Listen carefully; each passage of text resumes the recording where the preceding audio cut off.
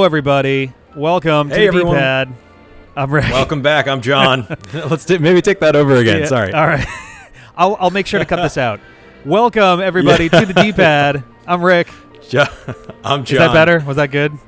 I think that was works. amazing. Awesome. Everything I dreamed of from the long distance pad. Exactly. You know what? I mean, I had enough lag with Ian, who was all of like 100 miles away, so it's a miracle that the lag here isn't like making it impossible to have a conversation, but this is... Ian actually just upgraded his internet. He got a new apartment and brand new internet and super fast. We're going to play Phantasy Star Online later. He told me the great news about the new job and all of that stuff, and I realized afterwards, I was like, oh, this literally happened that day that the day that I talked to him. I was like, does John know, or is he going to find out through the grapevine after this? Like, did that just happen to... He's like, no, John knows. Like, okay, good. Yeah. But he wasn't even going to apply. That's the crazy thing. Within 5 days, he had the new job and had to move, and he wasn't even going to apply because that's crazy. And then we were like, just do it. And he was like, okay. And then he did, and he got it. It was so cool. That's awesome. I'm glad that he did. That's great. He seems really pumped for it, too. So that's going to be great. Yeah. But yeah, so this is... What is it? It. I was trying to say it, but I had a swig of Diet Coke a minute ago, and it decided to rejoin the conversation. But yeah, this is it. The end of the road here. We've done all the Picross. We've done all the Mega Picross here in... Let's try and get this title right. My Nintendo Picross, The Legend of Zelda, Twilight Princess, I guess, Micross, which is a weird super end mode here. By famed publisher Jupiter? Yeah. Who's Jupiter? I feel like Jupiter was I feel like I've seen Jupiter on a bunch of DS titles. I think they did... I want to say they've done a couple in-house like ports, but I think they do like DS, 3DS titles in general. I may be way off with that. I don't know. But so Micross is an interesting form of Picross. So normally Picross, you just do a picture and that's it. Micross is going to do something a little different. I'm going to let I don't know if the game's going to explain it. Yeah. So we have an 8x8 puzzle that's like the overworld essentially, and then we have a bunch of 10x10 puzzles inside of that. So Rick just explained Picross to me about 8 seconds ago. Yep. So this seems like a much more complicated version of that. Yeah, this stuff, it's basically a Picross full of Picross. Like, cool. And my guess is there's going to be a lot of blank squares, and a lot of these are going to be like half full things anyway. Oh, it's a cute example. That's nice. Mm-hmm. There we go. Okay. And it'll be, an 80-80. Oh, nice. So there's no time penalties at all, which is great. There's apparently an option to fix that in the main menu, but that's okay. I'd rather just go, I made a mistake and fix it. So we got this isn't sexy Midna. This is old school right? Midna. This is fun Midna. I mean, depending on your taste. This is the Midna that you'd like. This is the Midna that you want as a drinking buddy. Okay. Like go and tear up the town. This is just goth Lindsay. Oh, Jesus. I can't picture that. It makes me sad. All right, so I see that it's just kind of doing this for us. This is kind of an interesting start for this where it's like, you're just going to fill in basically everything. But yeah, so why don't we, I guess let's kind of get into it, right? So clearly Rick gave me the easy mode. Well, so this is... okay, let's get into it. Yeah, so... What is it that we're getting into? We're kind of looking back on... sort of everything, right? Like from the beginning of it all through to the end, I guess. Like what? Rick and John, this was your life. Kinda, in a weird way, sorta. Yeah. Obviously, alongside CJ, you've been part of this along with me and him since the very, very beginning, and Beeble too for the the podcast. For starters, I mean, I feel like everyone's kind of got an idea of this sort of answer anyway, but did you have any possible idea that we would still be doing any of this stuff 9.5 years later, really? You know, I think if you had asked me when we started, I would have said, ha, and no. But if you would have asked me a year in, I would have said absolutely. Really? And that's actually a testament to you and your work ethic. Like, when you just, like... some switch broke in your brain, and that's a very accurate way of putting it, I think. Yeah, I think so too, and I don't really mean it as a bad thing. I just mean like you decided that like this was gonna work no matter what, motherfuckers, and like you just like went hard, and you still do. I mean, you still work harder than anyone I know.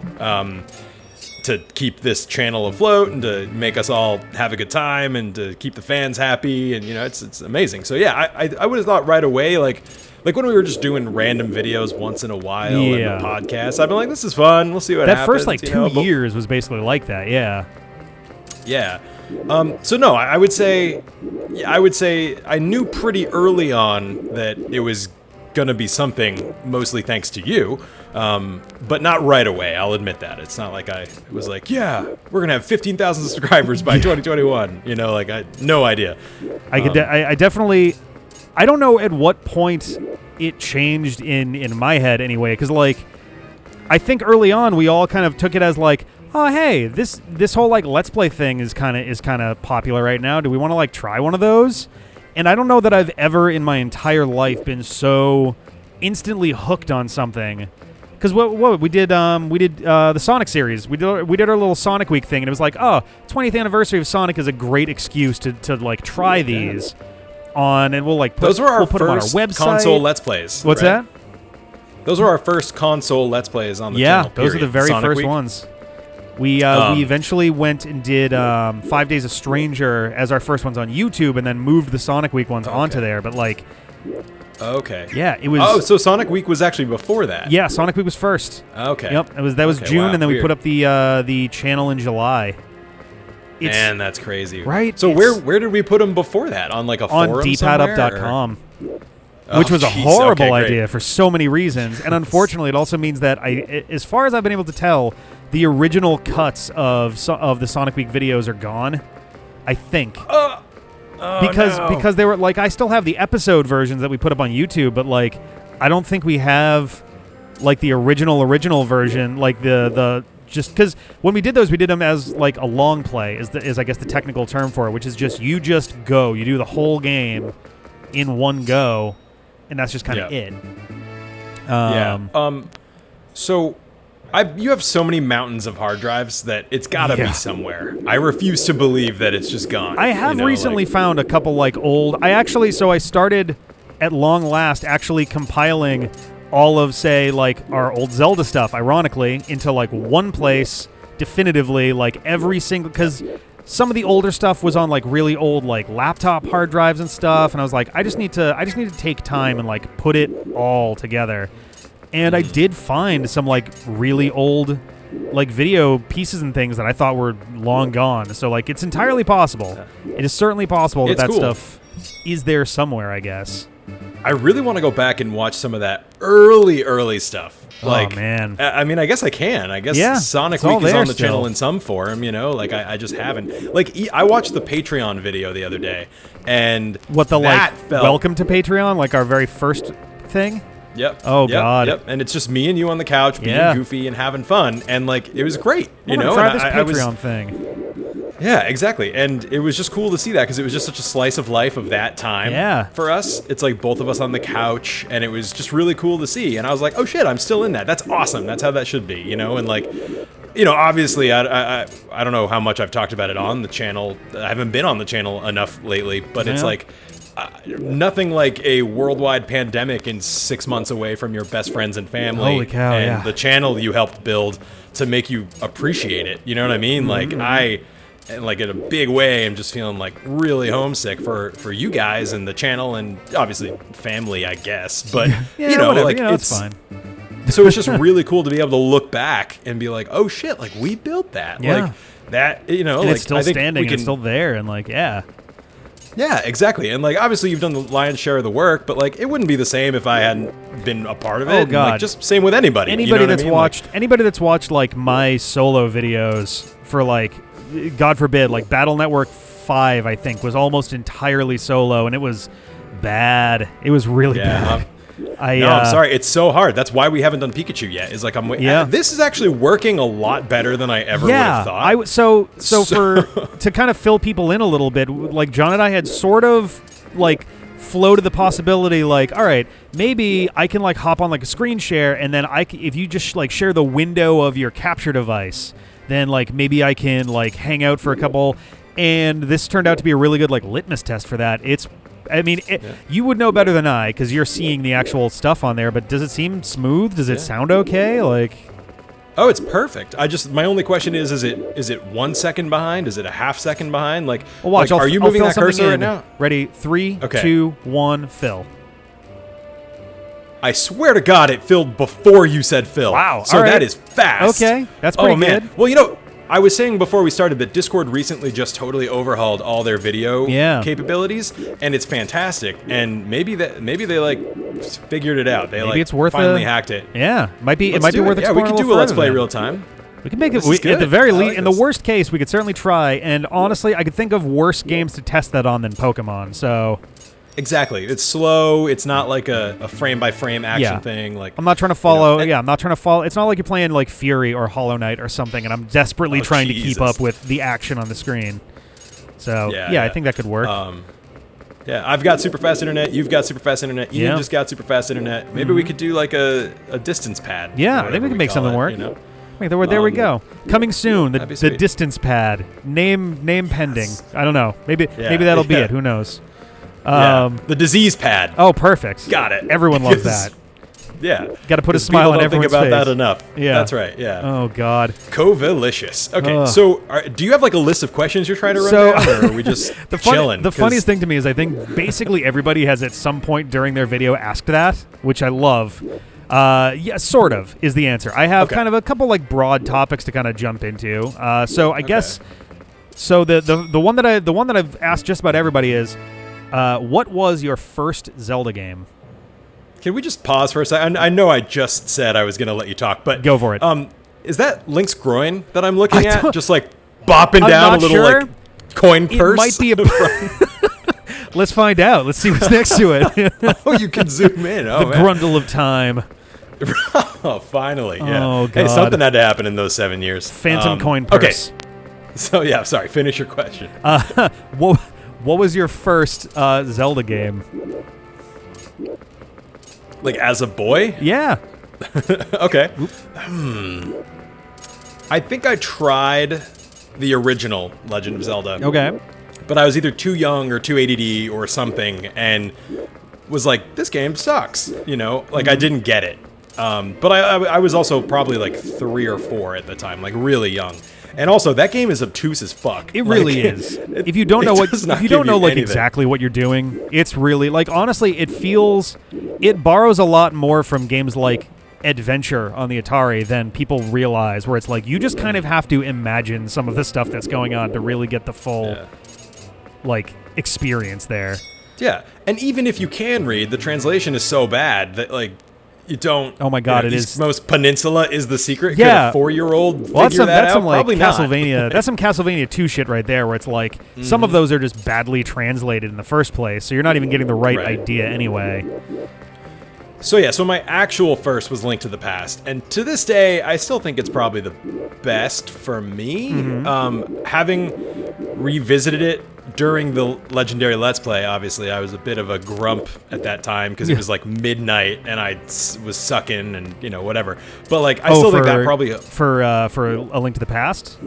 Yeah, I just remember that I have this memory of like we were in the studio, which already was like problematic because it was either way too cold or way too hot. There was no winning with that in terms of that. Yeah. Yeah. Oh man, that's still like probably my biggest mistake ever. But so we were already like half miserable, and half of the times we recorded, like we all had shit to do, so they were like late into the night, and like I just remember like I think I was dying in maybe it was Mothula. Oh God. And I just remember like fuck and laying down on the bottom of the studio floor and just being angry. I remember that one because I think you had been doing Mothula, and then at some point the controller passed to me. I know that much. And I think I remember the commentary even of like it was me and CJ, and then we were just like we were trying to figure out if you were still awake at that point because we were like I think he just went to sleep. I think he's just done. It was I was exhausted that day. I remember, but it was like a borderline hissy fit, and I was just like, I don't care. Yeah. I don't know if I could blame you honestly with some of the stuff in that game. It is a phenomenal, wonderful, all-time great game, but there are definitely moments where you're just like, how does that even happen? Totally. Those ice stairs. Right? Oh man, I wonder. That was another one. Yeah. God. But like when we re-examined Majora's Mask, I found that it held up way less well than Link to the Past, and I think that's true for a lot of them. What did you even think the, about 3DS remakes? What did you think about the Ocarina remake in that regard? I think at one point we were aligned on this, but I think it felt like how did Trent Reznor say it when Johnny Cash covered "Hurt"? He's like, it felt like somebody else was kissing my girlfriend. Wow, about the song he wrote. I didn't realize Reznor was that like kind of felt that way about it. No, it wasn't necessarily a negative thing. He was like clarified that it was more like odd, eerie. You know what I mean? Yeah. Like, he was more than happy to let Johnny Cash do it. Easy comparison on that would be, oh God, All Along the Watchtower. Obviously a pretty big situation where, or is it Bob Dylan heard Jimi Hendrix's version and was like, this is his song now. Like, it was that powerful of an experience where he's like, yep, that's it. Yeah. So my point was going to be that, like, the 3DS Ocarina of Time wasn't bad, but it didn't really make the gameplay any better. So it still had all the aging problems and lack of quality of life things that the original Ocarina would have had, but without the charms and nostalgia of being the original Ocarina. So it felt just like it kind of was like in this weird middle zone of like, they didn't really improve anything to make it better, and they didn't keep any of the old stuff that I kind of have a soft spot for, so it just kind of was like, meh. This thing in the middle, And they put eyes on everything. Like, it's like nobody was struggling to figure out how to hit the bosses in the original version. Like, I don't know. Remember Majora's they put Mask. an eye on every single weak point? Oh, was that just Majora? I thought they did it in Ocarina I think that one was too. just Majora. I might be wrong. I think that one was just Majora. But I remember, like, for the, I can't even remember the name for it. The fish, the big fish. Jabu Jabu? No. Sorry, in Majora's Mask. I cannot remember. Yep. It's, the one who's not Go. I'm blanking on it so hard right now. Here, I got a computer. Hold on. Majora's Mask Odola, fish boss. There's Goat, there's Blank, and Georg. there's Mold. It's Georg. Georg, yes, that's right. Okay. Yep. Yeah, I remember, like, the Georg fight at least was like, okay, the changes here actually make this fight interesting, because in the original, that fight sucks, and not in, like, this is too hard. It was just like, this is a lame, weird fight. At least in the remake, it was a demonstrably more interesting experience. But the trade-off for that was... I don't remember the differences. I think in the original, I want to say you could basically do the whole battle from on top of that platform in the middle. And it was just kind of like, all right, I'm just here, so I guess this is what I'm doing. Whereas in the remake, you were like swimming underwater and doing all this other stuff, and like you had these whole like attack phase things going on, and like there was just like a lot of stuff happening, which I thought was interesting. I don't remember it well enough to say like whether I liked it in the moment, but looking back on it, I definitely appreciate it more for being like, all right, they tried something if nothing else. But the trade-off there, I don't want to say it was battle. all bad. What's that? Oh, right. Oh. I was just gonna say I don't want to say it was all bad, but maybe if it was the first one I played or something, it would have been better. But the trade-off with the goat battle, you were saying? Yeah, just that the goat battle was then instead like, let's take away some of the dynamism of that fight, and instead we're going to stop everything, and we're going to do like, all right, now that he's on the ground, you have to do this thing, and then this thing, and then the eye appears, and then you can do damage. And it's like, why? Yeah. Why was that a change that we made? I'm sure you'll remember the Super Bowl of Let's Plays, which is without still a doubt. maybe the best moment on the channel. That's still one of the all-time greatest, really fuck-ups, but we turned it around in a beautiful, beautiful way. Yeah, no, it was perfect. I would change nothing about that. Oh, man. And that wouldn't really be possible with the way they changed that battle. It felt like it kind of removed a lot of the stakes. Well, both the way they changed the battle, but also like the ability to more easily move like hour to hour. I think they made it easier to like remember to use the song of was it Reverse Song of Time? I think to slow time down. Like there were a lot of good quality of life upgrades that work really well if you're playing through the game the first time or you're really trying to like 100% the game. But if you're playing the game because you're just kind of going back to it, I feel like some of those quality of life upgrades almost kind of take the difficulty generally away. I don't know. It's kind of a weird... Well, it's like how when you're playing through a Mario level on the original Nintendo, right? Yeah. and you're bopping along looking for coins, whatever, and then all of a sudden, dun dun dun dun dun dun dun, like the time runs out. Yeah. And you're like, oh shit! I gotta go. The music speeds up, and you feel that pressure. The original Majora's Mask had that, and there were times where sure you could somewhat manipulate time, but there were times where it didn't matter. The 3DS one, I just kind of felt like it was just less. It was more of an annoyance than a game design feature, but I don't know. I think also, to be fair to the remakes, we were fucking done with Zelda. Yeah, we were kind of doing those as like, hey, let's check this out since, hey, they're actually remaking Zelda games again. They haven't done... At the time, I don't think they'd done that since Link's Awakening DX and the Game Boy Advance Link to the Past. Like, I think those were the only games they really had remade. I don't know if you'd count, like, the Master Quest Ocarina of Time that they put out on like the GameCube demo disc or whatever, but I don't know if I'd really count that. No, but yeah, this is the first. It was the first like real remake that they had done, so it was like, all right, why don't we? Well, let's take a look at this and see what it's like.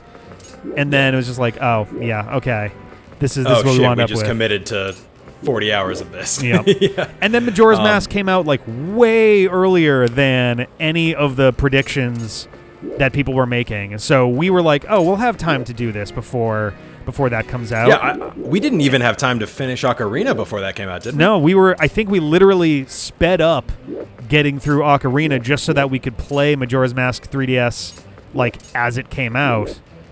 I think. But yeah, it was a huge mess, and we were just like, all right, we've made some mistakes in our planning here. And that was when the living room was the living room, not Ben's room, and we had the projector set up. I think so, yeah. Yep. At least part of Majora's Mask was, I remember. Ooh, and nice I missed that apartment, dude. That was a good apartment. Yeah, it was a pretty solid apartment. I definitely get wistful for it from time to time, and was like, those were good times. Yeah. The new apartment's awesome, too. Don't get me wrong. Yeah. But, definitely it's just very different. Yeah, exactly. Do you have a favorite Zelda game? I knew you were going to ask. I do probably... This is a shitty answer for the talk we're doing, but probably Link to the Past. That's fine. That's fair. I... Also, if I was going to be a dick, I would say Dark Souls. But I think... because I think they iterated on a lot of that 3D adventure game stuff in a way that I found satisfying, but I know not everyone agrees. How's your Dark Souls stream going, by the way? Oh, it's over. I beat it. Oh, a long time ago, Did you still hate it by the end? I hated it less. Okay, cool. It's still not a game that I think that I would like pick up and play at random. But I definitely have a better appreciation for it. I still definitely feel like they were figuring shit out as they went, which I guess is game development in a nutshell, really. But like, there were definitely some points where I'm like, this could have been workshopped a little bit. And from what I've heard about like Dark Souls 2 and Bloodborne, they really do kind of figure out those like how to smooth out the edges, and even just like figuring out which mechanics either kind of just didn't work or ones that could be entirely improved. I will say that one of the videos that I've seen that really opened my eyes in a lot of ways to how they've made those kinds of changes. I don't know if you've ever seen his stuff, but do you watch any H Bomber guy? I've seen one or two. He does he do the lore videos? He's done a few. Yeah, he's done a serious lore analysis. He does a few of those which are like tongue-in-cheek lore videos about a few things. Like he's done a Sonic one and he's done a Mario one, and I definitely know the name. What's that? I definitely know his name. Like I'm sure I've seen some of his stuff. I just don't really remember. He's also the guy who did the Donkey Kong 64 marathon stream that raised like a stupid amount of money. Cool. All because the guy who created the IT crowd is kind of a fucking asshole. Okay, that sounds like a story. It's a long kind of drawn out thing. It was very interesting to see kind of happening in realish time. But what did he say that made you appreciate Dark Souls more? It was kind of it wasn't so much.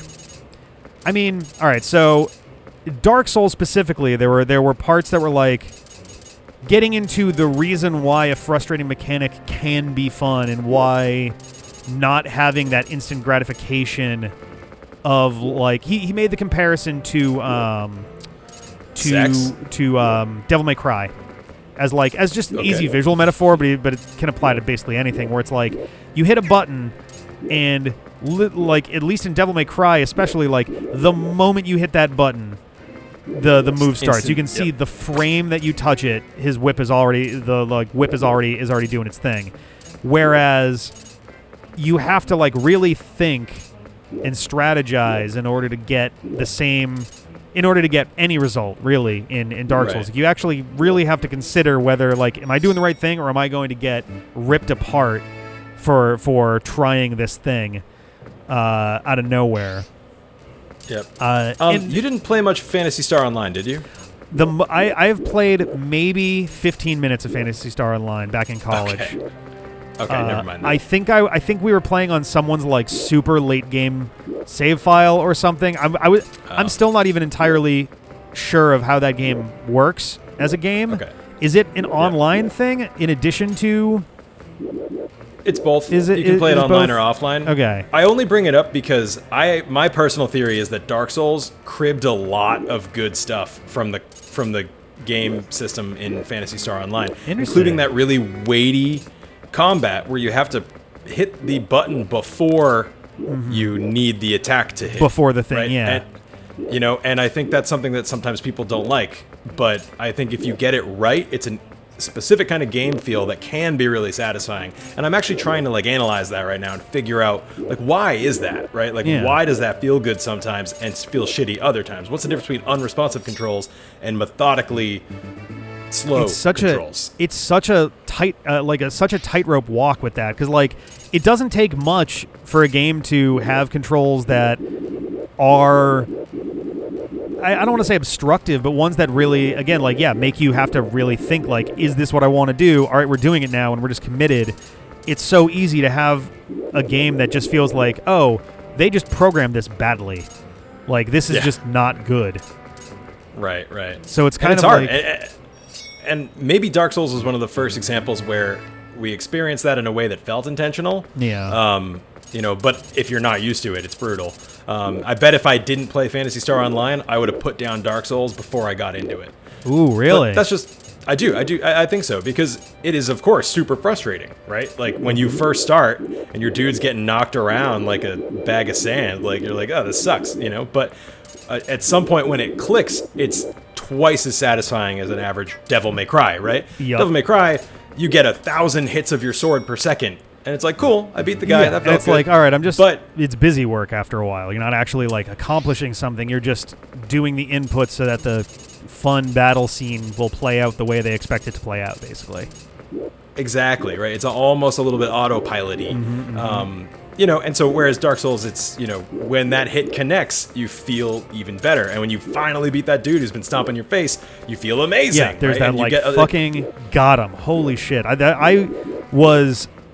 I would actually have to go back and look at the stream to know for sure what my response, like my physical response, was to finally taking down, what's his name? The King, I guess. I forget what his actual name was. Gwyn, Lord of Cinder? Was it Gwyn? Okay, I was like, it wasn't, yeah. I was trying to remember his damn name, but yeah. Because it was just sort of like this, holy shit, finally got it.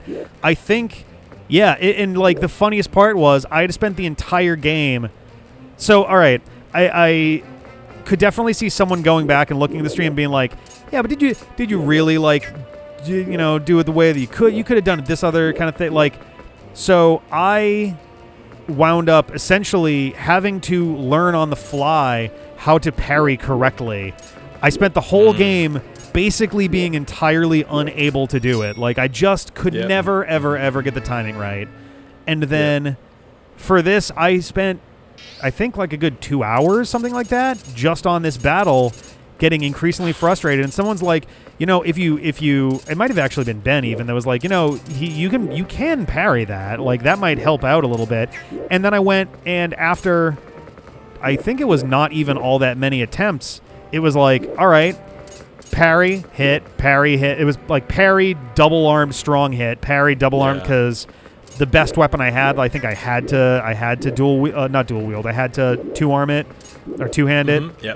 And it was just like, holy shit! Like I just land, like you just land 4 parries and land the hits, and oh, the battle's over. I got it. I figured I figured it out, and I managed to actually like do the hard thing that I was really bad at for this entire experience. Right. And then you're probably kicking yourself, right? Because if you had learned that earlier, the game would have been a breeze. Taken you half as that would have been like, yeah, that would have been not like nothing, but it would have been way less torturous. But at the same time, too, I'm a little glad that I didn't, because I would have felt, nothing would have felt less satisfying than being like, all right, man, this game is tough. I'm kind of getting through here. Or he's the final boss, and like 3 attempts in, it's like, oh, I got him. Oh, that's it. Oh, I did it. Yeah. Like, yeah, and parrying, like, I forget, they're a little different between each game in the series, but I think you have to basically know all the animations of the enemy you're fighting to effectively parry it.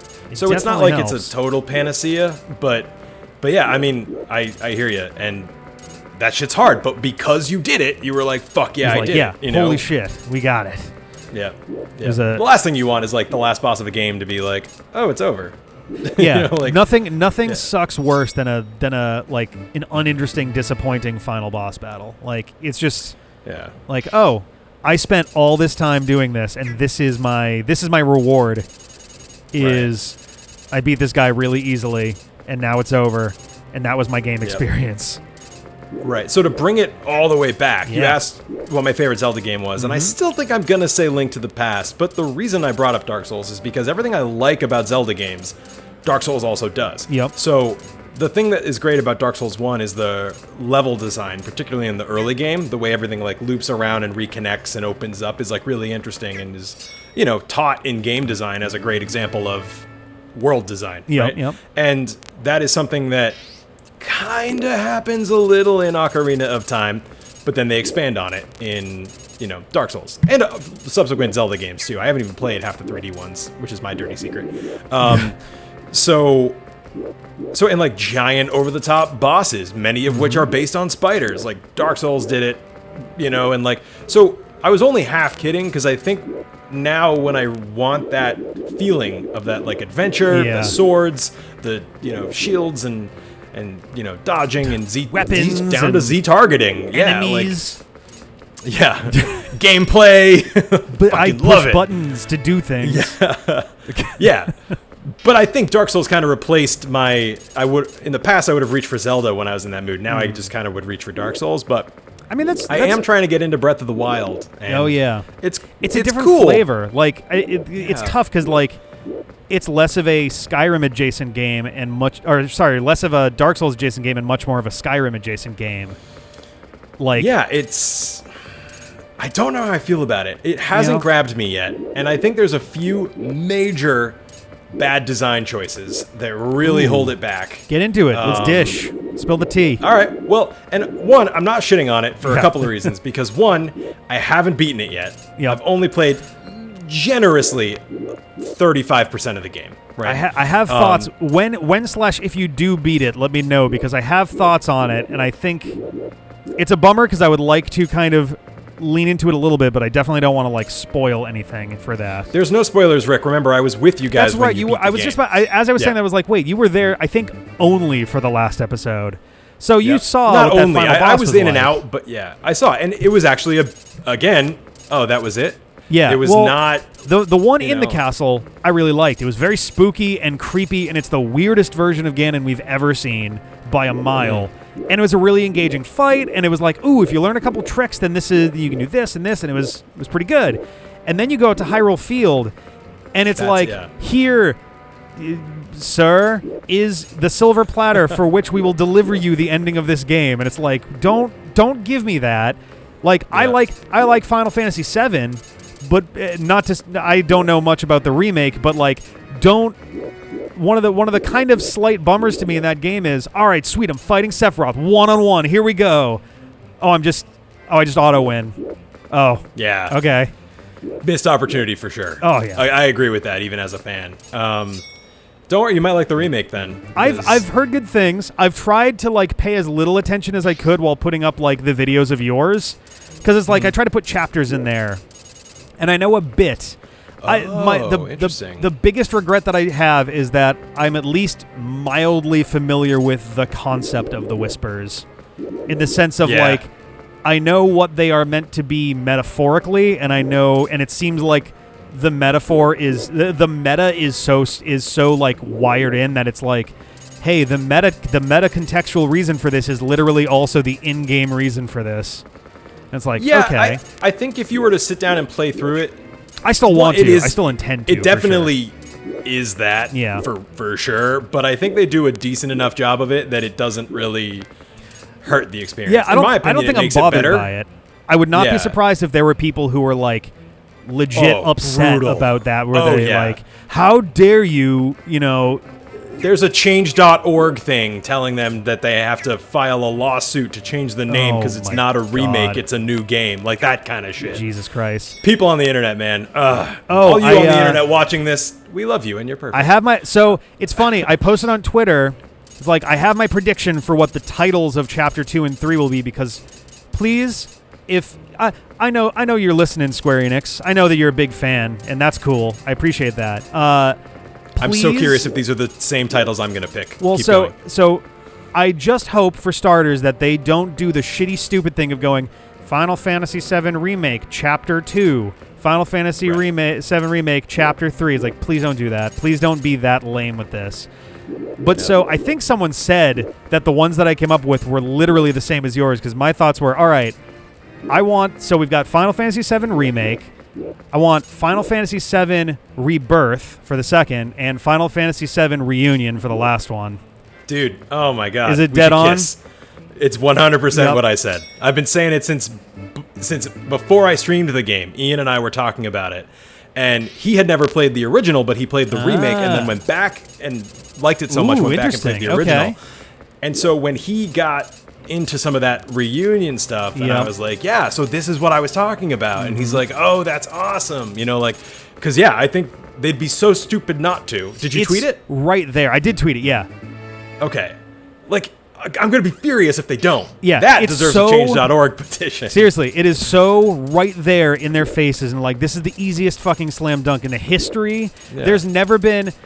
The last time I was as disappointed as I will be if they fuck this title thing up was when they made a sequel to Now You See Me, and they didn't call it Now You Don't. Yeah.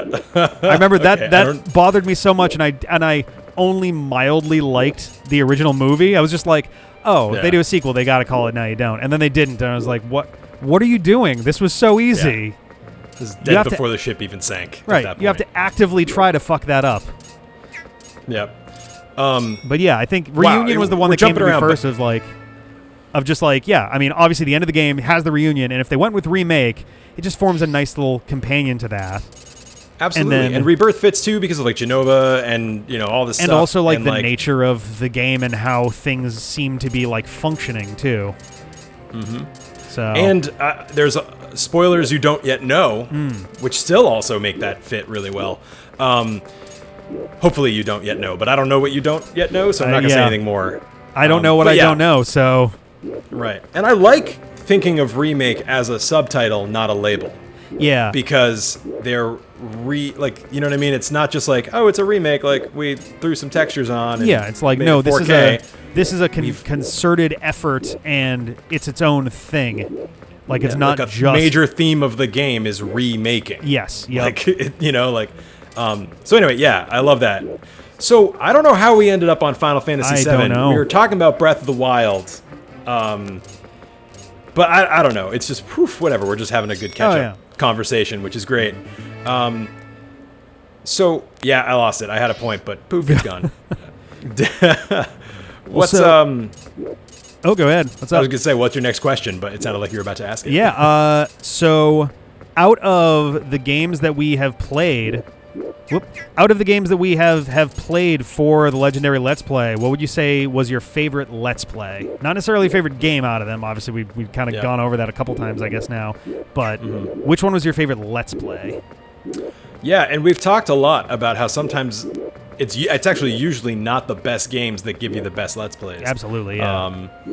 So I don't know if Let's Plays are long. Man, they're a months-long endeavor, and my brain just doesn't work that way. So I think what I've got instead are moments. Like when Ian did the file name God and beat Link to the Past in 10 minutes. Genius. I love that kid. That was awesome. And the Super Bowl of Let's Plays, again, just my favorite moment on the channel. Oh, yeah. And Link's cross-bro taming, which actually was surprisingly fun, and I had like this weird moment where I did really well, and then, leveled off. But that was super fun. Let's see, what are some other classic Zelda moments? It's, throw some out too, because you've got your, finger on the pulse of it better than I do. My memory has always been shitty, which is I actually really love the fact that like there were so many reasons that I wanted to do like this kind of come back around to the stuff that we left behind or like the weird spin-off stuff, because I was like, among other things, no lie, Link's crossbow training was like one of the things I was like, oh man, how cool would it be if we actually swing back around to this dumb random one-off joke and just actually make it a thing. And then we had a good time with it, and it wound up being like a neat and challenging and not total bullshit game. Like that was totally one of the most enjoyable random spin-off Wii titles I think I've ever played, as like it's a system that is plagued with shovelware. So like yes. It's the unfortunate thing about the Wii is that there was a ton of shovelware on that system. Right. So it was nice to have one of these things that could have easily been like, oh, just a terrible cash grab from Nintendo. And it was like, oh no, they actually tried and they made like a solid title out of it. Yeah, no, absolutely. I'm just trying to think of like, that's 100% true and ended up being great. And we had the joke Link's cross-bro taming the entire Let's Play, which was great. The you fuck my wife.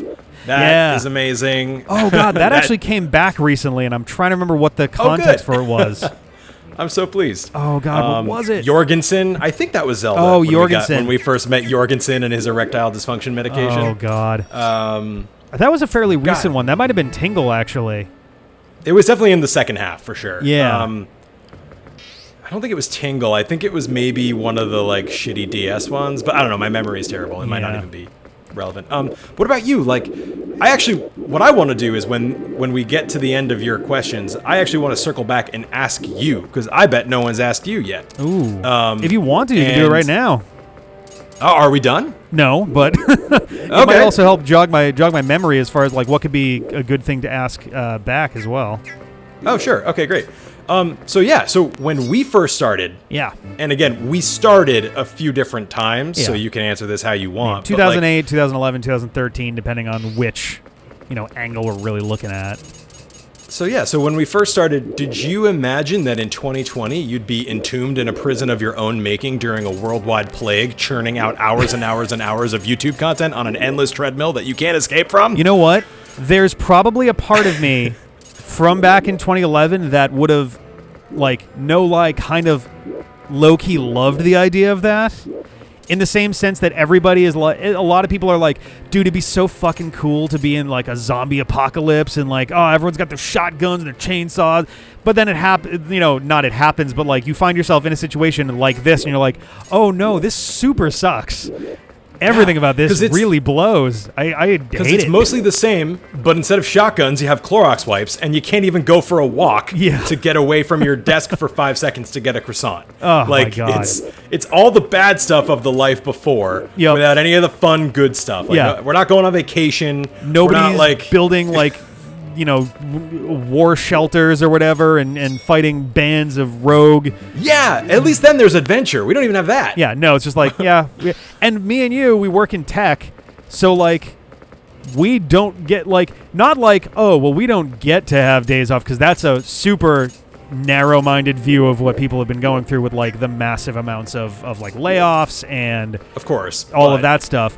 But there's definitely a little part of me that's like, man, I wish for sure, at least in some respect, that I did not have to go through all the anxieties of everything that's going on, but also sign into work for the day, do my stand-up, and then continue on and like kind of be expected to just go with it, Yeah, we're expected to act like everything is normal, and I think obviously we're lucky that we got to keep our jobs. Without a doubt, lot of people didn't. But our passions are also chained to a computer. Right? Yeah. So all this means is that what little time away from the computer we used to have is now gone, right? Yeah. So 12, 15, 18 hours a day, probably more for you because you're a sick man, but like, it's just like, I don't know about you, but like physiologically it takes a toll. It's like my eyes are like weird now, and I just feel like a hunched, gnarled person, and I try and do yoga every day now to kind of like counteract it, but it just warped everything a little bit in a weird way. Well, so it's like we're lucky to have our jobs, but we just get no time away from the machine. And honestly, like, I gotta be careful too. My Ring Fit Adventure series is gonna be ending fairly soon, like in the next 4-ish weeks, maybe 3 even. And as soon as that's over, I no longer have like a mandatory-ish sort of thing that is like, all right, you gotta get up and you gotta do this thing, because if you don't, then you're not just failing yourself, but you're failing like loudly and publicly in front of everyone after you said, all right, I'm gonna try to do 5 episodes a week, especially while we're in lockdown, because I got nowhere else to be. It's a surprisingly strong motivator, but it's also like, all right, when that goes away, am I going to be able to continue to motivate myself properly to do that? I'm hearing the Dance Dance Reva Let's Play. I think that's what you need to do. I would fucking watch that. I actually watch that a lot more than I would watch Ring Fit, because Ring Fit was kind of a meh game. I don't know from what. It's an okay. Have you enjoyed it? It's fine. I think it does, in classic Nintendo fashion, they did a surprisingly strong job of mixing and matching. Mixing and matching like a healthy workout routine with a game that's at least moderately fun. Yeah. Moderately fun is how I would describe it. Yeah, that's fair. Like, it's more fun than just doing jumping jacks. You're right, but only moderately so. You know what I mean? Like, it's kind of. I'm not. It's sort of. I mean, like, so you and Ian and Sarah and I for a while have all used like Habit RPG, or which is now Habitica, I think. Yeah. And it's a similar kind of thing with that, where it's like gamifying wellness in some way, or just good habit forming or stuff like that. It kind of sounds silly on paper. But then you do it and you're like, oh, I actually do feel at least mildly motivated to do this. And it's for a reward that is ultimately, I mean, like, in the context of the thing, of like the universe of the thing you're doing, it's like, all right, hooray, I get like stat points that don't like mean anything in the real world. But, you're bettering, you're doing something. But at least they're connected to calories burned. Yeah, exactly. And like respiratory function improved. You know what I mean? Like, when I play, if I were to play Animal Crossing, which I don't yet, but if I work my ass off and get 20 million bells, cool. Yeah. All I have in the real world from that is a lot less time than I would have had if I had never bought Animal Crossing. You know what I mean? Like, at least when you do something like that and you dig into something like Habit RPG, or you dig into something like Ring Fit Adventure, it's connected to real world tangible improvement, which is great. So it's a great idea, and I don't think anyone's actually cracked that code yet. Spoilers, I'm working on a game that is literally just that. It's like, hey, this game, connect it to shit in your real life, and if you actually do that shit in your real life, you will improve in the game. And finding the balance of how to make something like that practical, but also a fun game in and of itself. Okay. Because if either side of it doesn't work, it doesn't work. It's a really delicate balance. Right, and I don't think anyone has done it yet, and so we'll see how it goes. But did I tell you that I almost worked for Habit RPG? No, I didn't know that. That's amazing. Yeah, well, we should talk about it offline. But they're super nice people. Yeah, that's cool. That's pretty awesome. That's amazing. That like just kind of like not knowing that and having and bringing it up, bring it back around. Yeah. Yeah, man. Okay, so anyway, did you think you were gonna be still doing YouTube in 2020? I think I was hoping that I would. I don't know that I was expecting. I knew you were going to say that. Yeah. I think that's kind of where I'm at with it, where it's like, and it's similar to like the hopes that I had when we were starting this whole thing. Was like, man, who knows? Maybe we could get big. Maybe we could do like this. Could be great. But it was always like in a very future sort of like maybe like voice, where you're just kind of like, I don't know, like, boy, wouldn't that be cool if, like, it almost never really felt like it was actually achievable, which I don't know if that just sounds like silly or whatever, but it's also just kind of like, I don't know. It was sort of like, it'll be cool if we get there, but in the meantime, I certainly can't complain about just hanging out and playing video games with my friends. Yeah. The thing that gets me about you and your process with this is like, It would be the same if let's just pick like a random person, Bill, Sure. right? Bill was our age when we started the D-pad. Yep. So Bill really wanted to be a writer. Yeah. And in his mind, it was like, oh, being a writer is so cool. You get to go give talks and people love your book and you make a lot of money and you can see your cover on Amazon and like all this stuff. But then Bill sits down and actually tries to become a writer and just realizes it's hours and hours and hours and hours and hours of grinding and hundreds of rejected manuscripts and time away from your friends and time being told that you're not very good and all this stuff. And Bill would have given up. But you did the same for YouTube, right? You were like, these guys are so much fun. Like, this looks like such a fun way to make a living. Making a living playing video games. This is amazing. Right? You don't make a living playing video games. Oh, God, no. You make some change editing videos forever. Yep. And the thing that impresses me is you didn't give up when you realized that. Yeah. You know, and I think that's huge. Like, I really do. I love to give you shit, and I give you lots of shit, and that's just what we do, and it's great, right? And I love it. But I will always say that. Like, I just cannot believe the work ethic and how much you stuck with it, and how, that you do it. It's so much fucking time at the I don't computer. even know, like, to be honest. I'm sure it's not healthy. Ultimately, no, we all think that it's very unhealthy for you, and we worry for you. But it is impressive. So I'm still technically a moderator of the Let's Play subreddit. I probably shouldn't be anymore just because I don't pay a lot of active attention to it, but I've been a mod there for probably 5-ish years. And there was someone who every now and then, arguably way too frequently, someone will come in and ask, like, how do I start a Let's Play channel? Which is in the rules of the subreddits. Like, don't ask that. We have a wiki that's entirely for that. If the reason being, if people just come in and ask that, that's the only question that'll ever get asked forever, and nothing of value otherwise will ever come out of the subreddit. So it's more of a preventative measure kind of thing. And there was someone who came in and was asking, not so much how do you start, but how did you start? Like, how did you begin your own Let's Play thing? And I was like, I just happened to be in there and I had some time. I was like, oh, here we go. We'll walk through, the steps that I took and the steps that we took and just kind of like how we got to be where we are. And the person that, made the thread was like, wow, okay. So is that like, do you think that does that seem like the way that I should go with that? And I was like, oh God, no. do not do this way. There are so many lessons that I've learned, over the years that I would have done so differently, both for the sake of making good content, but also just for basic sanity and having something that we were having fun doing while not it's the sort of work smarter, not harder mentality, right? Okay, I think I know a better way to do this thing that will save. All right, so a good example. One of them is I recently updated the video card on this computer, and that one's tricky because that is a monetary investment, and that's not necessarily something that's accessible to everybody. I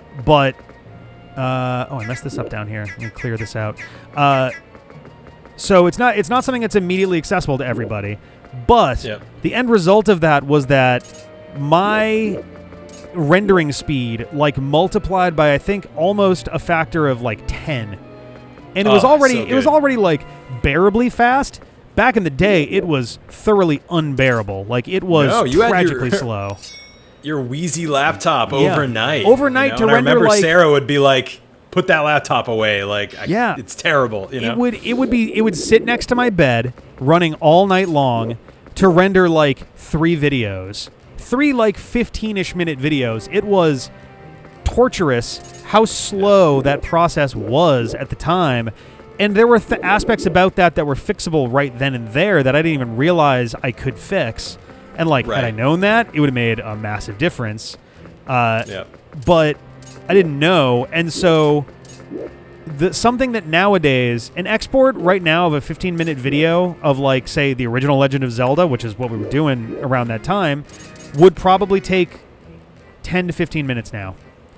Back in the day, it would take probably 3 hours, maybe more, and that's if it was a good day, and if there were no problems with any of the files involved, any of that stuff, which still happens from time to time, Because I remember all the time you'd be like, oh, it didn't fucking work. I got to do it again. Yeah. Like, just for no reason. Yep. It still happens occasionally, though the reasons are a lot clearer now.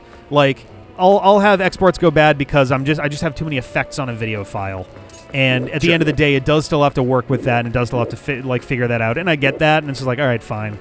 I'll render this a different way, or I'll change I'll do half of the effects, and then I'll render it, and then I'll go put that in and do the second effect or whatever.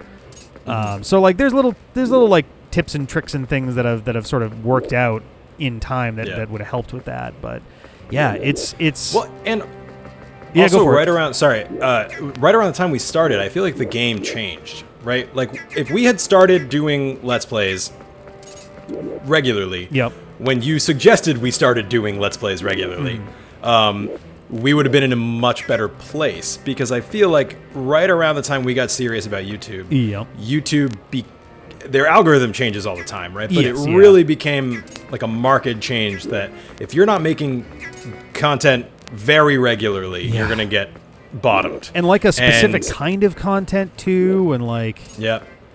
And maybe we just weren't totally aware of it. Maybe it had been that way, but I feel like it got a lot worse. Like when... Oh, it absolutely changed. The whole reason it changed is because other people figured out what those gamified solutions were, and they exploited the shit out of them. Yeah. And that's where, I mean, we still suffer that now and then with like the Finger Family videos and like all those videos for kids. I think they've finally gotten a handle on that situation, but that's another one that was just sort of custom built to exploit the algorithm of the YouTube Kids platform, which is wild, But like, so anyway, so I feel like when we started, we didn't even know. Oh yeah, you didn't know what you were signing up for. No clue. We were like, cool, let's play all these Zelda games. That'll be fun. And then all of a sudden, it was like, okay, we're gonna try and do it on a schedule. We're gonna try and do it every week, every day, twice a day. Like, and it just kind of went crazy from there. But I see, I've always tried to sort of say, like, let's do less better. But at the same time, you're right in that YouTube just wants you chucking content at the wall. And every day, which sucks because there's just a ton of bullshit out there, including on our channel. The thing that, so obviously one of the major dangers of that, and one that, I mean, I'll admit it has come up for me once in a while, is like burnout obviously is a major factor for me, for virtually every YouTuber ever. Has at least some video that they put up that was all about them going through some kind of major burnout. And in the episode of this, so we had Dustin for one of the episodes for this, and one of the things that I kind of brought up there was like, I'm going to be really interested to see, and I think it's going to start happening soon, because YouTube is a bit over a decade old at this point. I'm curious what YouTubers of the early 2000s or the mid 2000s, one, what are they doing now, just in general, and also like where are they at, like, I don't want to say mental health wise to imply like are they all like losing their minds, but like it does have an impact on people, and it does kind of like that burnout can have long lasting effects if you're not really careful with how you mitigate that. And I'm curious like where like those older YouTubers are after having like gone through those things and decided like, you know what, I think I just can't do this anymore. It's just too much. Like I feel like the few of those folks who have talked about it after the fact, like someone's always asking like, oh, do you regret like stopping doing like blah blah channel dot blah, and they're like, no, I'm glad that I picked like when to stop and do all that. And like it's just kind of a strange thing to sort of think about. I don't anticipate like stopping fully anytime soon. No. But obviously one of the main goals right now is like, let's calm things down a little bit, because things did get way too much. And like, and the second thing I want to ask you, not to interrupt you, sorry.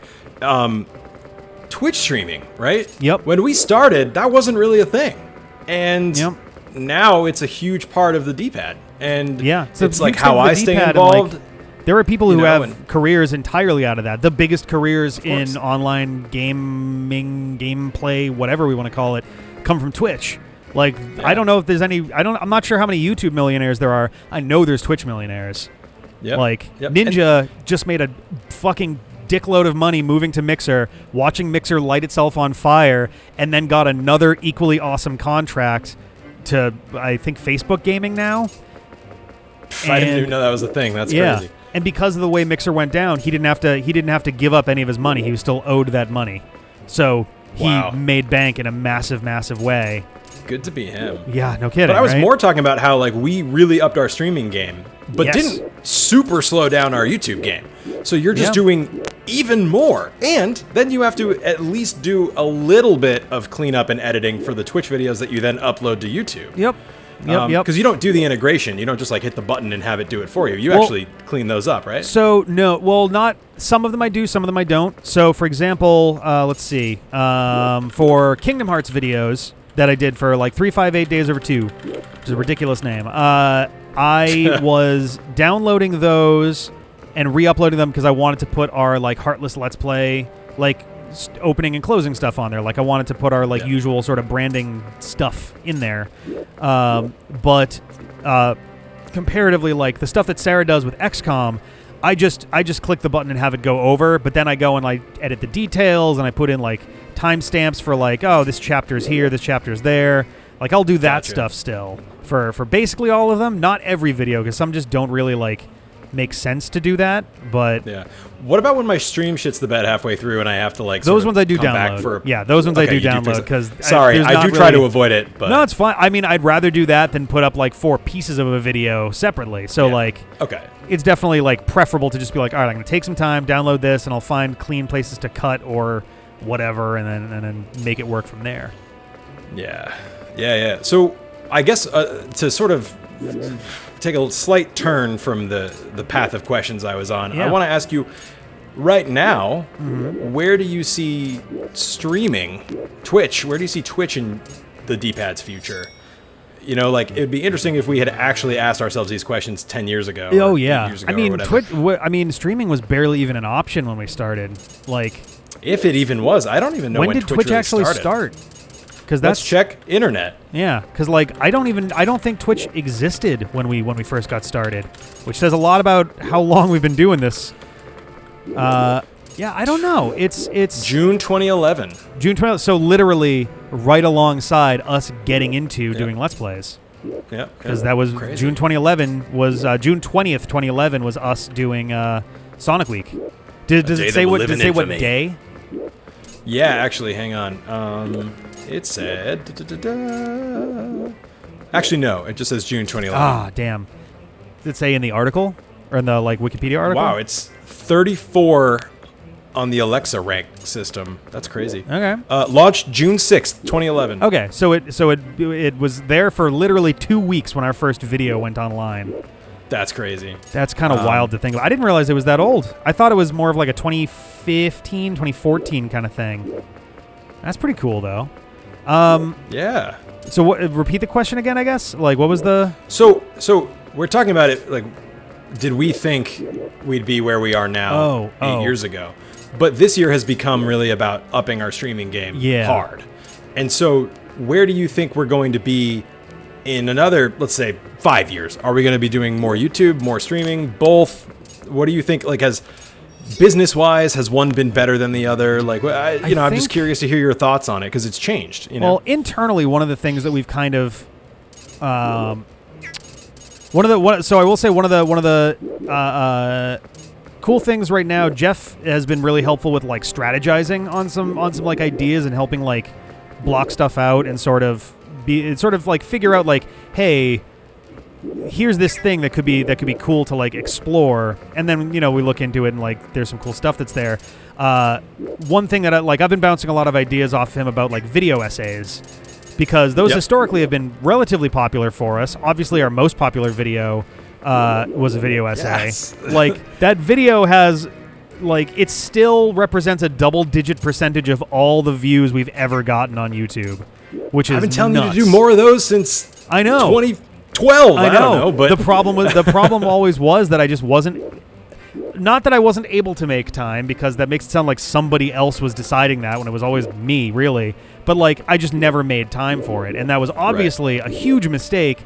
There are one of the like kind of depressing-ish things about being a content creator in the midst of this pandemic is I wish that we had done the clearing out that we're in the middle of right now, content-wise, like long-running series clear-out-wise. I wish that we had done this a year ago, because there's so many people, and I'm glad that it's happening for them. There's so many people that are like going, well, if I'm stuck at home, I'm gonna come up with some weird shit to do. And some people are coming up with just the wildest, craziest shit, and it's awesome. And I am so proud and jealous simultaneously of that, where it's like, damn, that's a really fucking good idea. Oh, I wish I had thought of that. That's great. And the worst is when you have thought of it but didn't get around to doing it, and then somebody else did it, and you're like, fuck. It's like shit. There goes my window. There's I maybe someday I'll talk about it, but there have been a few individual opportunities, and I kick myself so goddamn hard about it. But there have been a couple like individual opportunities that have floated our way, like our/my. I think one of them was more geared toward me specifically, but a few opportunities that have floated our way as a channel that I've just been too slow to like respond to or get back to somebody or just make contact or make a plan to like meet up or collaborate or something. Right. And the reality of the situation is that there's no such thing as infinite time.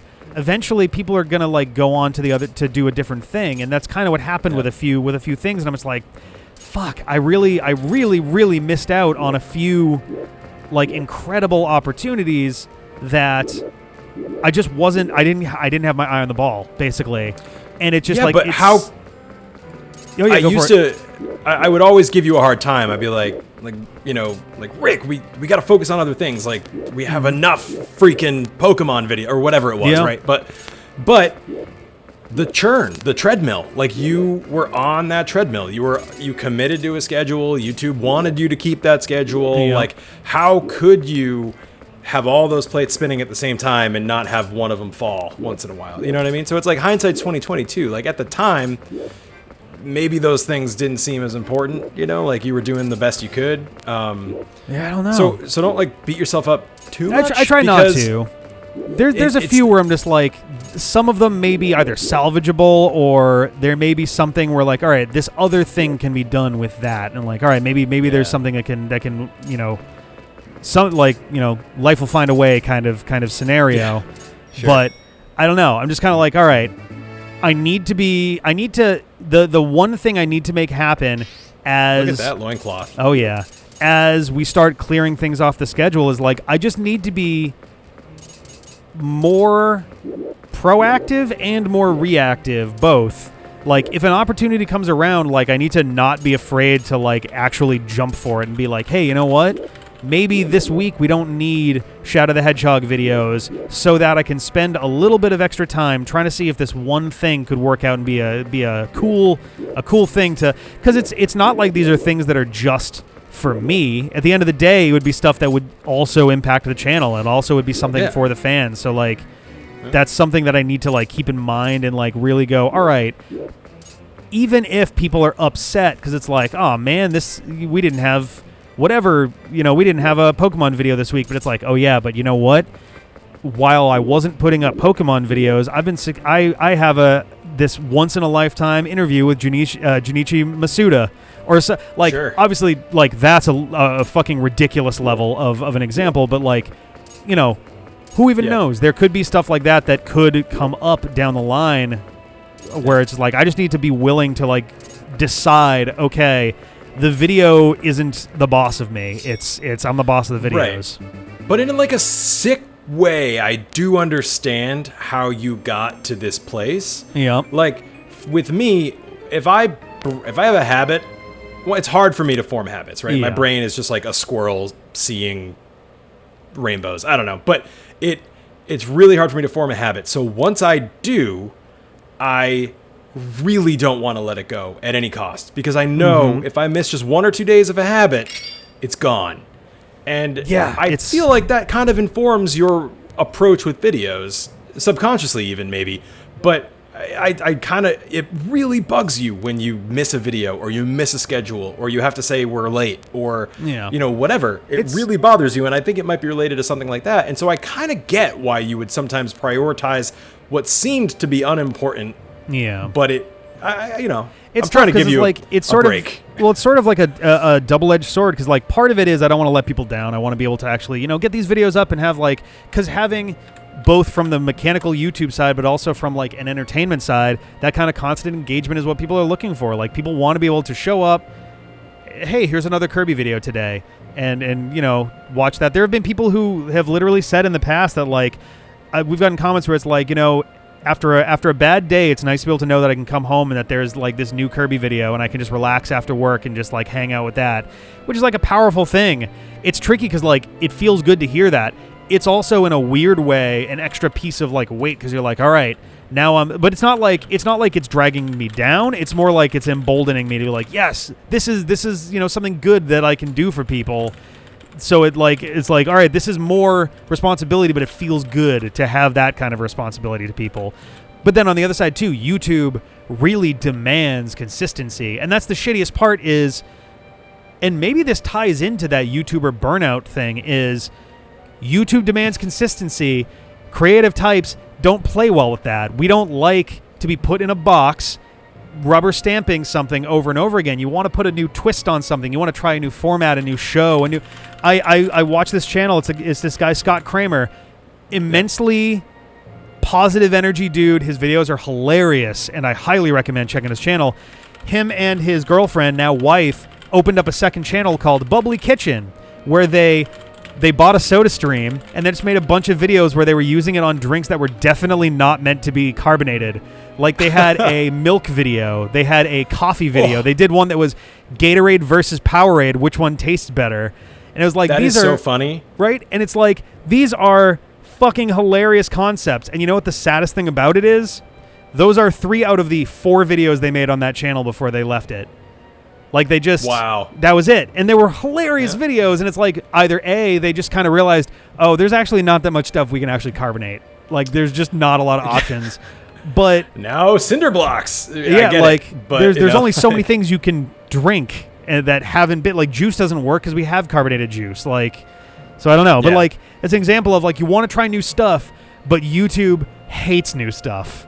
It really hates unpredictability. We had that with the M&M's thing. Like we were going to do more stuff like that. We never did, and like I have a soda stream right there. Yeah. And in the instruction manual, it says, do not try this with milk. Do not try this with wine, which I thought was really funny because I was definitely going to try the wine thing. I can see the wine being, it's probably just like stuff gets in there and like if it's hard to clean a certain way, like maybe it just ferments in a weird way or something. I don't know, but I don't know.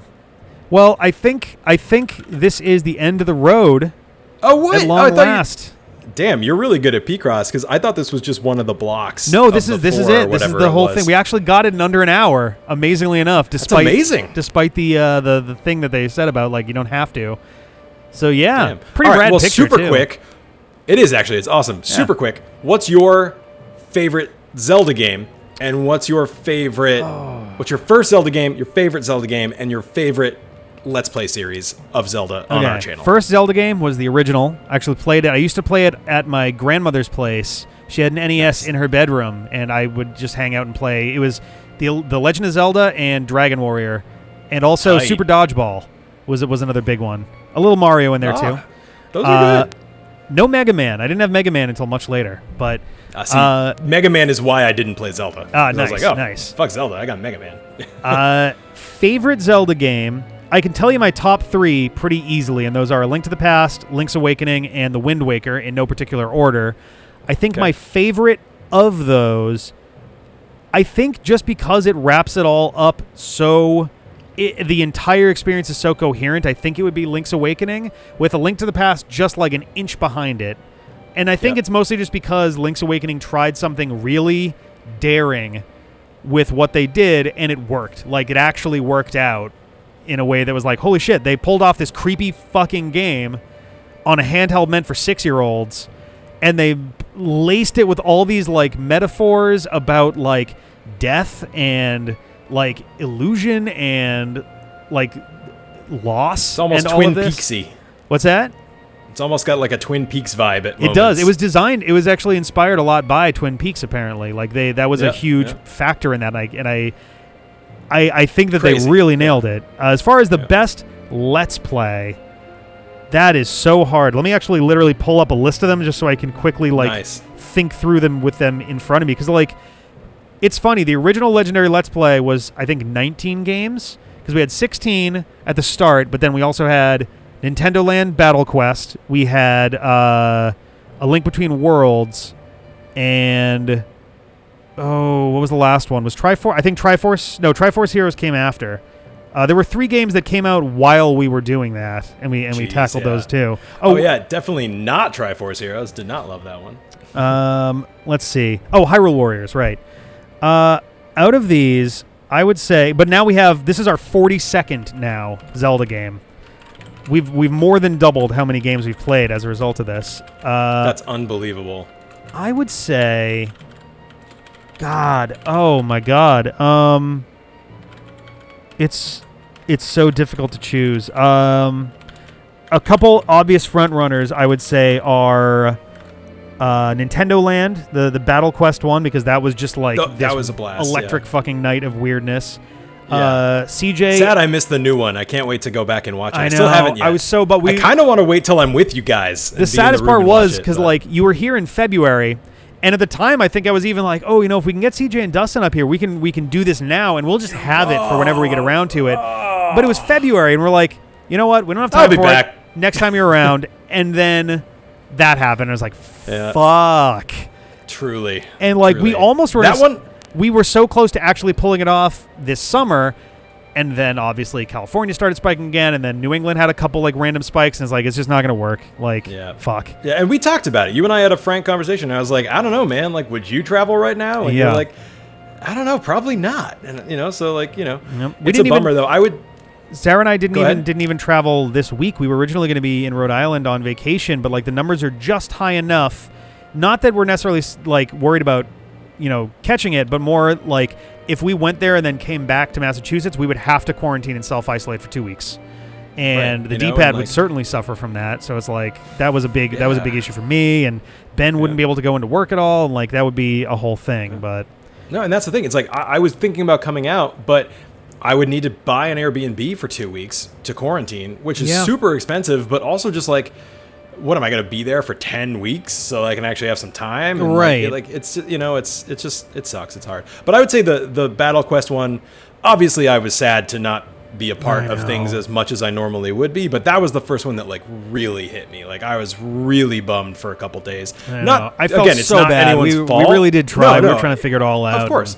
I don't hold it against you at all, and I wasn't please don't please wait. Of course, I was go ahead, do it. Let me know, whatever.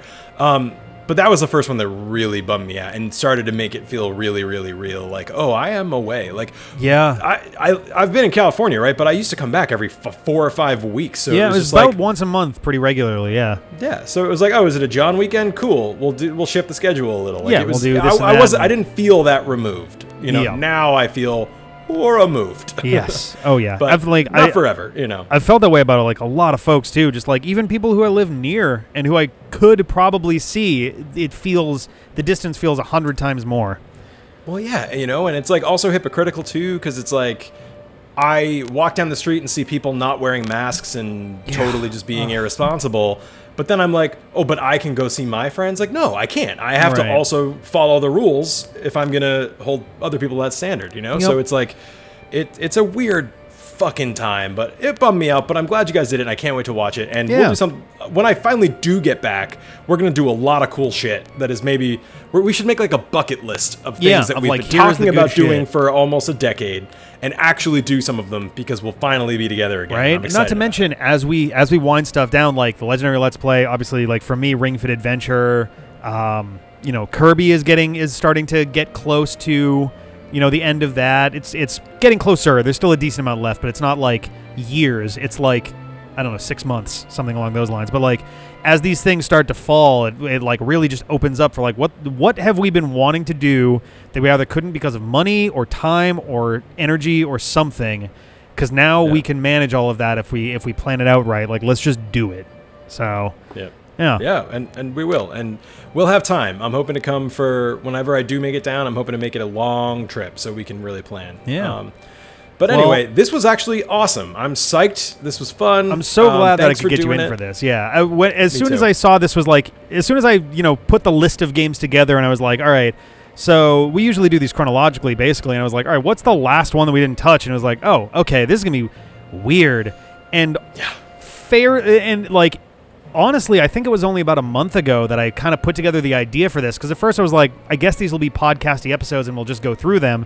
Then I was like, no, wait, hang on. If this is the end of it, if this is the last thing, then like, why not make that? Why not fold that into it and like really like dig deep and like bring it all home, bring back some folks we haven't seen in a while. Like, obviously you've been out in California, but we also haven't really had Ian on in a long time. We haven't had Meg. We've had Meg appear for about 3 minutes of one video from the last 4 years. She says hi, by the way. I'm glad you did that. Actually, like, almost basically everybody that has been on this that knew what the lineup was like, oh, tell John I said hi. So hello from everybody, and we all miss you. Hello to them and to you all. Yeah. So, all right. Yeah. Holy shit. This is it. Thank you guys so much for watching. This is a super long episode, but hopefully people enjoy it. It's worth it. Yeah. Thank you, John, for taking up like so much more of your night than I said it would. This was happy I did, honestly. Yeah, so happy I did. Awesome. Cool. Well, I'm going to... And now we know Discord works, so we can actually plan some other shit, too. Exactly. We now have a new avenue for this. I realized between doing... This is now the third one of these that I've done in a few days, so like it's like, all right, I have a system down for doing this even for the 3DS. It's even easier to do without it, so like, perfect. Cool. But awesome. Thank you guys so much. Right, this has been a blast. 7 years. 7 years, the Legendary Let's Play. I'll see you guys strong. Later. Bye. All right. Bye. Well, excuse me, princess. Check it out. You got the